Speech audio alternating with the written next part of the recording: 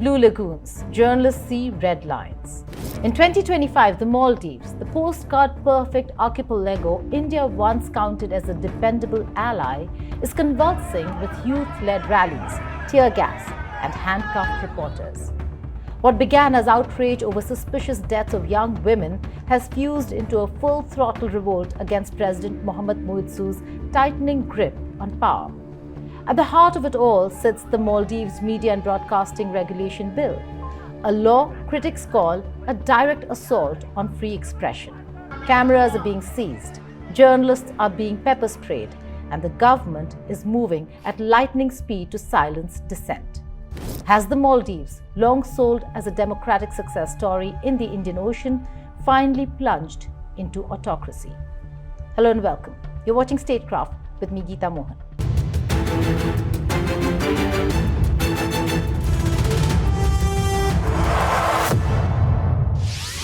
President Muizzu rode a nationalist India out wave to power in late 2023. By 2025, his party holds a supermajority and is pushing constitutional amendments, impeaching judges, and fast-tracking a media bill that strips journalists of protection. Police have cracked down on youth protests sparked by two suspicious deaths of young women, first in Malé, then in Holhudu, fueling outrage at state negligence and cover-ups. The government blames political motives. Reporters call it state repression. Opposition parties now march beside journalists under one banner: Stop the bill, stop the slide. We saw today that the chairperson of the Maldivian Democratic Party was brutalized by the police forces. We saw that many journalists and supporters of the opposition were dragged on the streets around the premises of the parliament. We saw that there were members of the public being restricted from entering the parliament's gallery to view today's session. We saw that there were media personnel who were dragged out of the parliament itself. So today was a very brutal day in the history of our nation, and the police forces, the security forces were responsible and instructed quite directly by the president. Is the Maldives watching its hard-won democratic freedoms evaporate in real time? Across Malé and the atolls, camera crews are dodging batons. The Maldives Journalists Association, once a mild-mannered lobby, is now on the front lines of street protests. Placards demand no censorship as police move in with pepper spray. Protest organizers face charges for obstructing police even as videos show peaceful marches. Parliament is rushing the media bill through stacked committees while protesters chant outside. This is no mere policy dispute. It's a fight over whether independent journalism survives at all in a country that only recently escaped decades of one-man rule. The Maldives Media and Broadcasting Regulation Bill of 2025 abolishes the existing media councils and hands sweeping powers to a new commission answerable to the president and his parliamentary allies. It can impose heavy fines, suspend media registrations, block websites, and halt broadcasts. No court order needed. Vague clauses on fake news and public order give the government a blank check to muzzle critics. It is completely against the spirit of self-regulation in the media.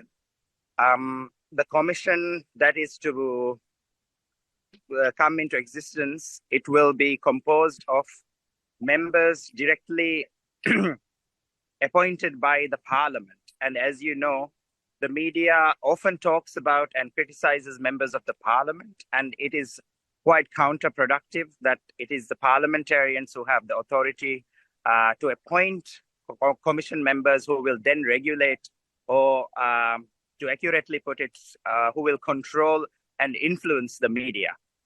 We are also concerned by certain articles in the bill that gives the commission the authority to confiscate materials that they see as relevant to any investigation that they proceed with. And there are also many blanket powers given to the commission that is against the spirit of the Constitution and many of the other laws already in place.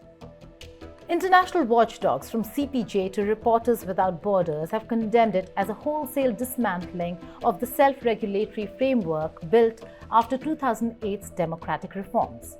In one stroke, decades of fragile media freedom risk being erased. This media storm didn't emerge in a vacuum. It rose from raw public grief. In April 2025, a young woman fell from a 9th-floor building in Malé under suspicious circumstances. Weeks later, Zakia Musa's death was ruled self-inflicted without an autopsy. Families demanded independent probes. Instead, they got stonewalling and police pepper spray. I don't think anybody is against regulating the media.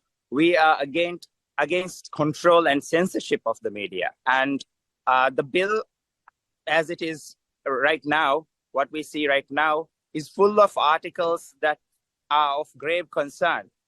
For instance, they have included many hefty fines for TV channels, TV stations, and media outlets who report falsehoods, but they have not defined how one can ascertain what these falsehoods are and who has the ownership of the truth. So the commission that they have put in place that will come into place after the bill is ratified. These tragedies became rallying cries for a generation tired of impunity. When journalists tried to cover the protests, they too were shoved, threatened, or arrested. For many Maldivians, the media bill feels like the state's preemptive strike to bury uncomfortable truths forever. The Maldives has danced this dance before. The 2003 prison death protest shook Maumoon Abdul Gayoom's autocracy. The 2011-2013 rallies over corruption and judicial arrest forced Mohammad Nasheed's contested resignation. Even the August 2004 crackdown on activists paved the way for the 2008 constitution. Each time, demands for justice met riot police, but each time they also cracked open space for reform.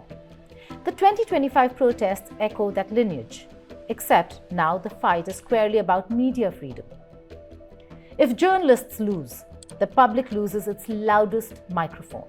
History shows Maldivians resist, but can they resist an entrenched supermajority backed by new legal weapons? Muizzu's government ticks the boxes of creeping autocracy, a supermajority enabling constitutional tweaks, impeached Supreme Court judges, police brutality, shrinking civic space, and now a media stranglehold. Laws penalize legislators who switch parties, silencing dissent inside parliament. Independent bodies face executive pressure. And yet, outwardly, the Maldives remains a presidential republic with elections and opposition parties. This hybrid, democratic on paper, autocratic in practice, is exactly why the journalist protests matter. Without a free press, citizens can't even name the slide, let alone stop it. Are we watching a soft coup by legislation?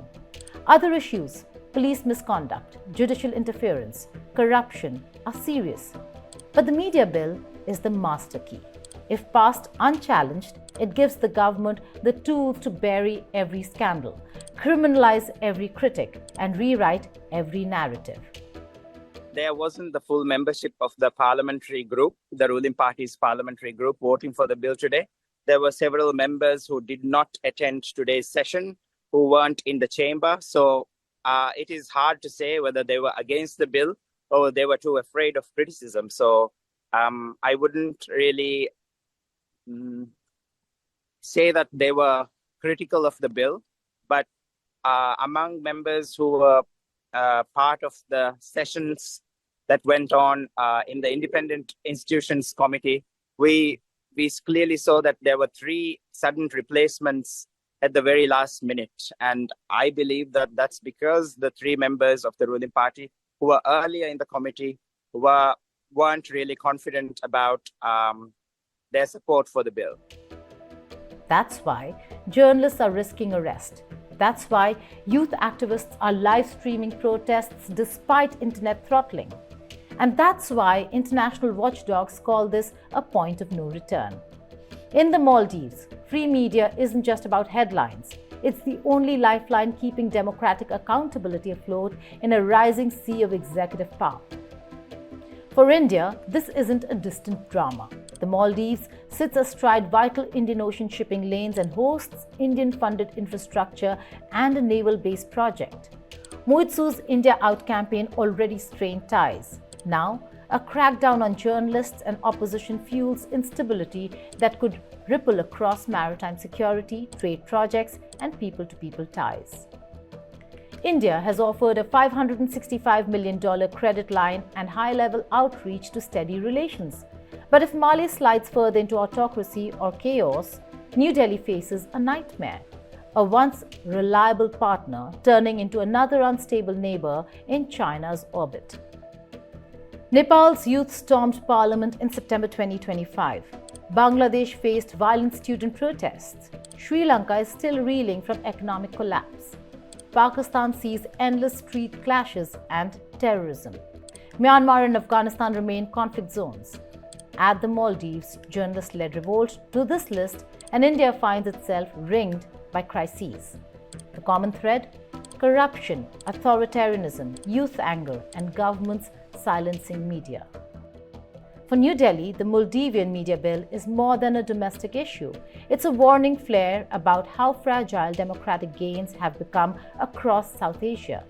Inside the Maldives, the government's tactics are textbook deterrence. Peaceful journalist protests violently dispersed.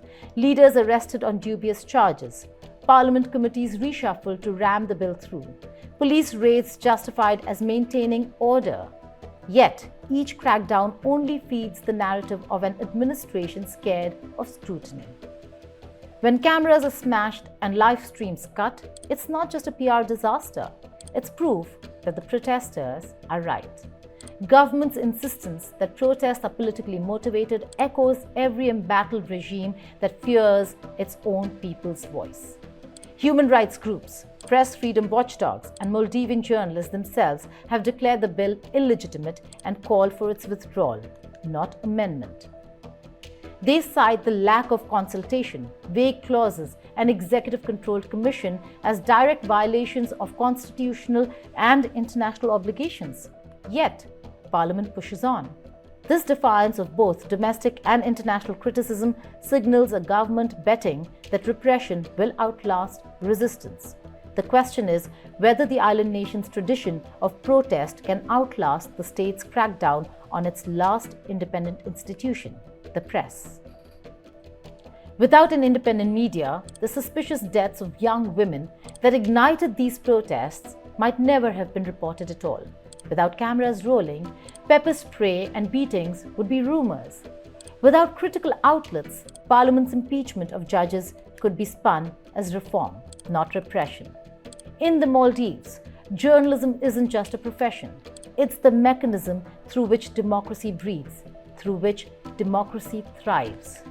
The 2025 protests are essentially a struggle over who controls truth itself. Citizens with smartphones and reporters on the ground, or a state commission with censorship powers. The Maldives' protest history shows repression can stall but not extinguish public outrage. The 2003 prison deaths protests forced constitutional reforms. The 2011-2013 crisis toppled a president. Each cycle alternates between hope and clampdown. Today's journalist protests may look like a niche media dispute, but history suggests they're the opening salvo of a bigger democratic confrontation. The difference now is a government armed not just with batons, but with laws tailor-made to cripple dissent before it catches fire. New Delhi must decide, double down on quiet diplomacy and development aid, or publicly champion Maldivian democratic forces at the risk of further alienating Muizzu. With Chinese naval visits and comprehensive strategic partnership agreements in the background, every misstep carries weight. For India, the Maldives media bill is a litmus test of whether its neighborhood-first policy can survive in a region where neighbors keep slipping into instability and autocracy.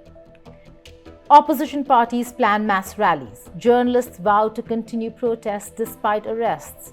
Youth activists coordinate online even as authorities throttle internet speeds. the government accelerates passage of the bill. Betting fatigue will set in. But in the Maldives, where protests have repeatedly reshaped politics, that bet has failed before. The question isn't whether the media bill passes, it's whether its passage will spark the very political reckoning Muizzu seeks to avoid. Lagoon resorts and honeymoon brochures can't hide it. The Maldives of 2025 is an open contest between a government tightening control and a society demanding accountability. Suspicious deaths lit the spark, but the media bill is the accelerant. Journalists are no longer just reporting the story, they are the story, standing at the barricades of democracy. For India, this is another flashing red light on a neighborhood map turning unstable. Will Mali pull back from the brink, withdraw the bill, and revive its democratic promise? Or will it cement its slide into the autocratic club, leaving India with yet another volatile neighbor on its doorstep? Thank you for watching Statecraft.